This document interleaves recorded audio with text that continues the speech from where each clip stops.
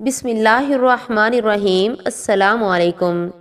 Isfahan کا ایک بہت بڑا رئیس اپنی بیگم کے ساتھ دسترخوان پر بیٹھا ہوا تھا۔ دسترخوان اللہ تعالیٰ کی نعمتوں سے بھرا ہوا تھا۔ اتنے میں ایک فقیر نے یہ صدا لگائی کہ اللہ کے نام پر کچھ کھانے کے لیے دے دو۔ اس شخص نے اپنی بیوی کو حکم دیا کہ سارا دسترخوان اس فقیر کی جھولی میں ڈال دو۔ عورت نے حکم کی تعمیل کی۔ جس وقت اس نے فقیر کا چہرہ دیکھا تو دھاڑے مار کر رونے لگی۔ اس کے شوہر نے اس سے پوچھا، بیگم آپ کو کیا ہوا ہے؟ اس نے بتایا کہ جو شخص فقیر بن کر ہمارے گھر پر دستک دے رہا تھا وہ چند سال پہلے اس شہر کا سب سے بڑا مالدار اور ہماری اس کوٹھی کا مالک اور میرا سابق شوہر تھا۔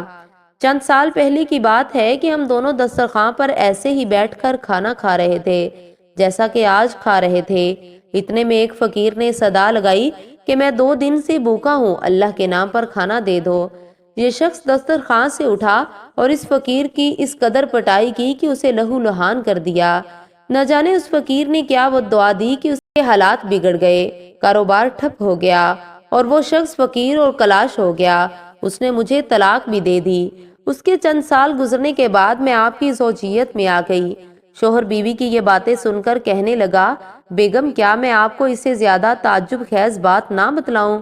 اس نے کہا، ضرور بتائیں۔ کہنے لگا، جس فقیر کے آپ کے سابق شوہر نے پٹائی کی تھی وہ کوئی دوسرا نہیں بلکہ میں ہی تھا۔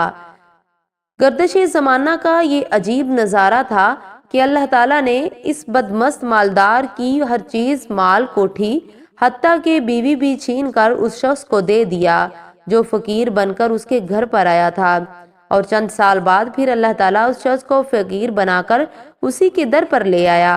واللہ علی کل شیء قدیر۔ تاریخ ایسے عبرت آموز واقعات سے بھری پڑی ہے، شرط ہے کہ انسان اس سے عبرت پکڑے۔ امید ہے کہ آپ کو ویڈیو اچھی لگی ہوگی۔ ویڈیو کو لائک اور شیئر ضرور کریں۔ ملتے ہیں ایک اور نئی ویڈیو کے ساتھ۔ وعلیکم السلام ورحمۃ اللہ وبرکاتہ۔